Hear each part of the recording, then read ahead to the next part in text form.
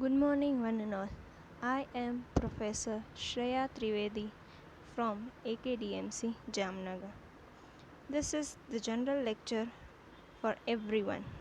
આ general lecture છે જે ઓલમોસ્ટ બધાને જ કામ લાગશે, ના કે સ્ટુડન્ટ્સ પણ બીજા ઘણા બધાને કામ લાગશે આ લેક્ચર. કયા લેક્ચરમાં આપણે જોયું કે ભાઈ ઇંગ્લિશ લેંગ્વેજ જે છે હજી આજની ડેટમાં, આજે 21મી સદીમાં પણ એક ડિફિકલ્ટ લેંગ્વેજ માનવામાં આવે છે. બટ કોઈ પણ વસ્તુ આ દુનિયામાં ડિફિકલ્ટ હોતી નથી. બધી વસ્તુની એક ટેકનિક હોય છે શીખવાની. જો એ ટેકનિક તમને એકદમ સારી રીતે ફાવી ગઈ ને તો તમે આરામથી એ વસ્તુ શીખી શકો છો.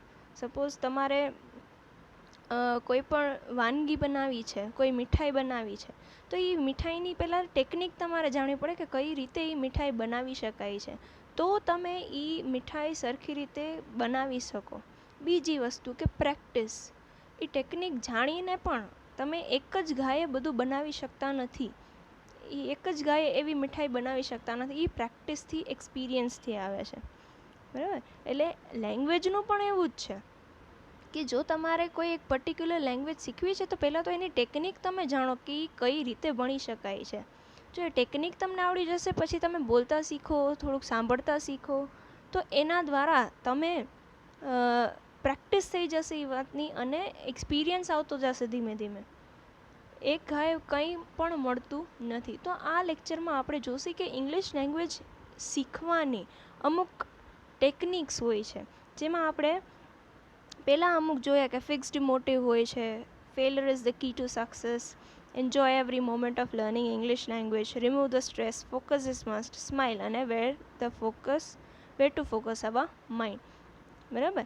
આવું ફિક્સ્ડ મોટિવ એટલે કે ધ્યેય આપણું ફિક્સ્ડ હોવું જોઈએ છે. Failure is the key to success એટલે કે કોઈ પણ વાતમાં નિરાશ થઈ જવું નહીં કે ભાઈ હું હારી ગયો કે હારી ગઈ. બરાબર. એ જ આગળ તમને સિદ્ધિ દેવાની ટ્રાય કરશે. Enjoy every moment of learning English, કે ક્યાંય પણ તમને જો ઇંગ્લિશ શીખવાનો મોકો મળે ને, કોઈ પણ લેંગ્વેજ શીખવાનો મોકો મળે ને, તો એ એક એક મોમેન્ટ તમે હસીને એન્જોય કરીને તમે ફીલ કરો તો તમને એ વધારે આગળ જતાં ખુદને જ આમ અંદરથી ખુશી થશે. બરાબર. તો જ શીખવાની મજા આવશે. Remove the stress. કોઈ પણ જાતની ચિંતા કર્યા વગર કે ભાઈ મને નહીં આવડે, હું ખોટું બોલીશ તો શું થશે, બધાય મારા વિશે શું વિચારશે, હું ખાલી એક જ ઇંગ્લિશ બોલું બાકી બધા ગુજરાતી બોલશે તો મારું શું વિચારશે, એવું કાંઈ પણ ચિંતા કર્યા વગર તમે તમારું ધ્યેય જે છે એ સામે રાખી અને તમે શીખો. Focus is must. ફોકસ, બરાબર, ધ્યાન કેન્દ્રિત હંમેશા હોવું જોઈએ. બરાબર. સ્માઇલ, હંમેશા હસતા હસતા બધું શીખો, કોઈ પણ જાતનો સ્ટ્રેસ લીધા વગર નહીં. અને where to focus our mind, એ આપણે ગયા લેક્ચરમાં આટલા આપણે જોયા. હવે એના પછીના અમુક છે કે રિલેવન્ટ ક્વેશ્ચન, રિલેવન્ટ આન્સર. પહેલાં તો તમે શીખો.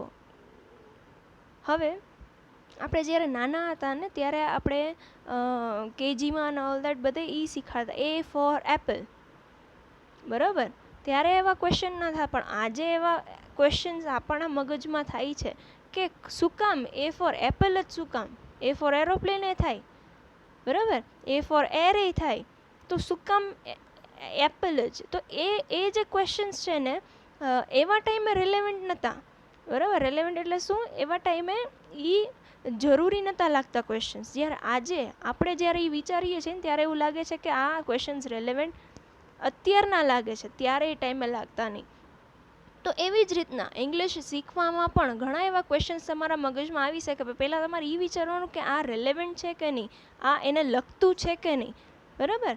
જો તમે કોઈ પણ વસ્તુ શીખતા હો ને તો એને લગતા જ પ્રશ્ન તમારા મગજમાં ઉત્પન્ન થવા જોઈએ ને એના જવાબ જ તમારે મેળવવાની ટ્રાય કરવી જોઈએ. એટલે રેલેવન્ટ ક્વેશ્ચન્સ, રેલેવન્ટ આન્સર. જો તમે આવું નહીં કરો તો જે શીખાડનાર હશે એનો પણ ઇન્ટરેસ્ટ જતો રહેશે અને તમારો પણ ઇન્ટરેસ્ટ ધીમે ધીમે ઓછો થતો જશે. પછી પ્રોસેસ ઓફ ફોકસિંગ. જો તમે ફોકસ જશો તો એની પણ એક પ્રોસેસ છે. બરાબર. કે ભાઈ ધ્યાન કેન્દ્રિત કરવું છે, પહેલાં તો ધ્યેય નક્કી કરો કે ક્યાં તમારે કેન્દ્રિત કરવું છે. આપણે સપોઝ બાણ મારીએ, બરાબર, બાણ ઓર આપણે જ્યારે ફુગા ફોડીએ છીએ ને ઓલા મેળામાં ઓલ દેટ, તો ફુગા ફોડીએ ત્યારે પણ આપણે ફોકસ હોય છીએ, બરાબર. તો એની એક પ્રોસેસ છે કે ભાઈ પહેલાં બંદૂક ઉઠાવો, પહેલાં બંદૂક કઈ રીતે એને ચલાવી એ શીખો, બરાબર. પછી ફોકસ થાઓ, પછી શૂટ કરો, પછી બલૂન શૂટ થાય. તો આ જે છે આખી પ્રોસેસ છે. તો એવી જ રીતના ઇંગ્લિશ લેંગ્વેજ શીખવાનું જે ફોકસ કરવાનું છે ને એની પણ એક પ્રોસેસ હોય છે. તો એ પ્રોસેસ તમે મગજમાં ફિટ બેસાડો. બેલેન્સિંગ ધ માઇન્ડ, માઇન્ડને હંમેશા બેલેન્સ રાખો, બરાબર. એવું નહીં કે તમે ઇંગ્લિશ શીખો છો એટલે બાકીની લેંગ્વેજીસ ભૂલી જાઓ. અને એવું પણ નથી કે તમે ગુજરાતી, હિન્દી વગેરે તમને બધું સારી રીતે આવડે છે, એકદમ સરસ રીતે આવડે છે, એનો મતલબ એમ કે ઇંગ્લિશ જેવું તેવું શીખી લેવું. નો, બધી વસ્તુને ઇક્વલ ઇમ્પોર્ટન્સ આપવાનું, જેથી કરીને તમારું ખુદનું ઇનર ડેવલપમેન્ટ થઈ શકે. જો આવું થશે તો એ ફાયદો તમારા માટે જ છે. એટલે માઇન્ડનું પણ બેલેન્સ હોવું બહુ જરૂરી. હવે જ્યારે શીખતા હો ને ત્યારે એવું બધું નહીં વિચારવાનું કે ભાઈ મારે રસોઈમાં શું બનાવવાનું છે, મારા છોકરાઓનું શું કરવાનું છે, બરાબર. સ્ટુડન્ટ લાઈફમાં હોય તો મારું ઓલું સબ્જેક્ટનું બાકી છે કામ, મારે ઓલા અસાઇનમેન્ટ દેવાના છે, મારે ઓનલાઈન લેક્ચર ભરવાનો છે, એવું કંઈ પણ એ ટાઈમે વિચારવાનું નહીં જ્યારે તમે એ વસ્તુ શીખતા હો છો. જ્યારે તમે લેંગ્વેજ શીખો છો તો ત્યારે ખાલી માઇન્ડ એમાં જ રાખો. ઓકે, એટલે આ બધી વસ્તુ બેલેન્સિંગ બહુ ઇમ્પોર્ટન્ટ છે મગજનું, કે તમે બેલેન્સ રાખશો તો તમે ફોકસ કરી શકશો, અને જો ફોકસ કરી શકશો તો એ વસ્તુ શીખી શકશો. ઓકે, પછી છે you find what you want to gate.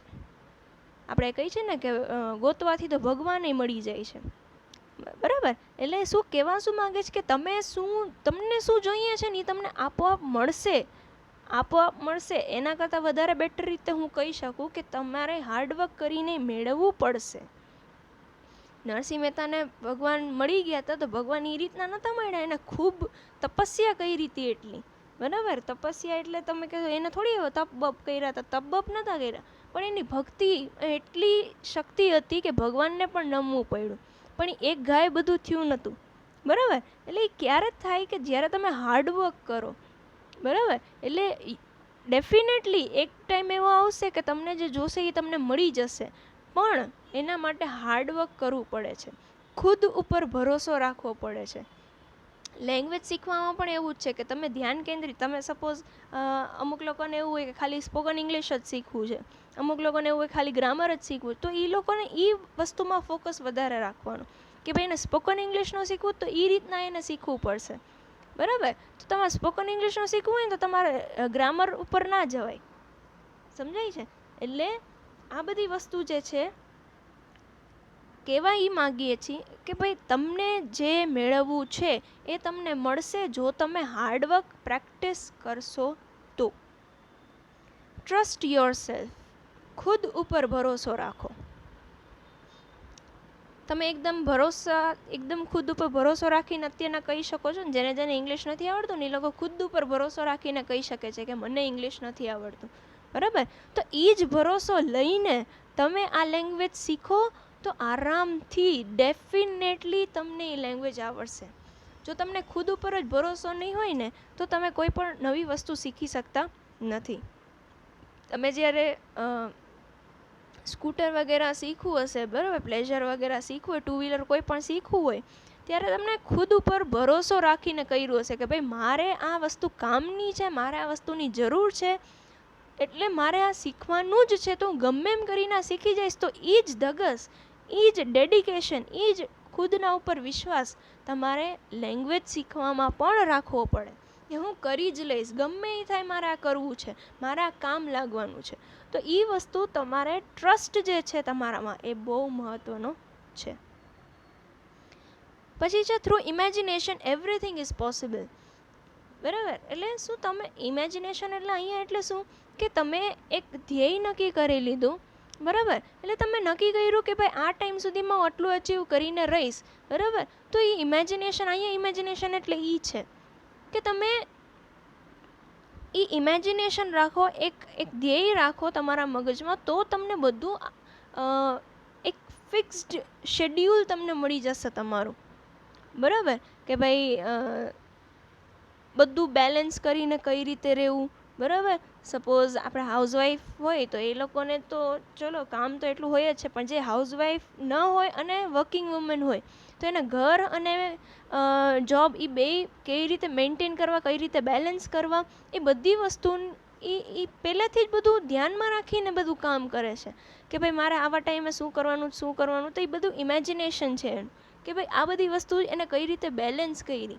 બરાબર, તો આ જ વસ્તુ આમાં પણ છે કે ભાઈ લેંગ્વેજ શીખવો હોય તો તમારે બધું બેલેન્સ કરવું પડે. એવું નહીં કે ખાલી લેંગ્વેજ આ ઇંગ્લિશ લેંગ્વેજ શીખવી છે એટલે તમે એની જ ઉપર ધ્યાન આપો, બાકી કોઈ સબ્જેક્ટ ઉપર ધ્યાન ના આપો. બધાય સબ્જેક્ટ ઉપર બેલેન્સ તમારે ધ્યાન રાખવું પડશે. પછી છે ફેસિંગ એડવર્સિટીઝ. ફેસિંગ એડવર્સિટીઝ એટલે કે ભૂલ થાય તો ગભરાવાનું નહીં. બોલવામાં હવે જે સ્કોલર્સ હોય ને ઇંગ્લિશના, એ પણ બોલવામાં ભૂલ કરી શકે છે, લખવામાં ભૂલ કરી શકે છે, because no man is perfect here.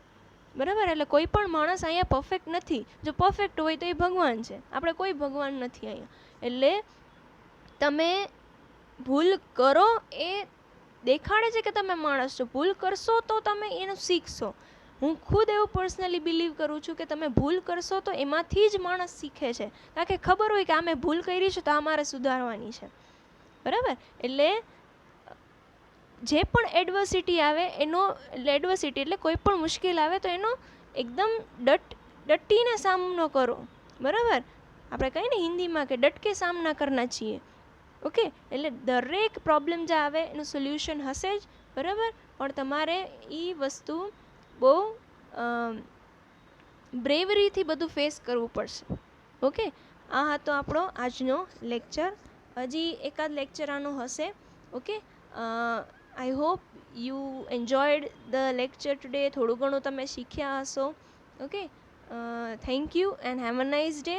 We will meet in the next lecture for sure. Thank you and bye.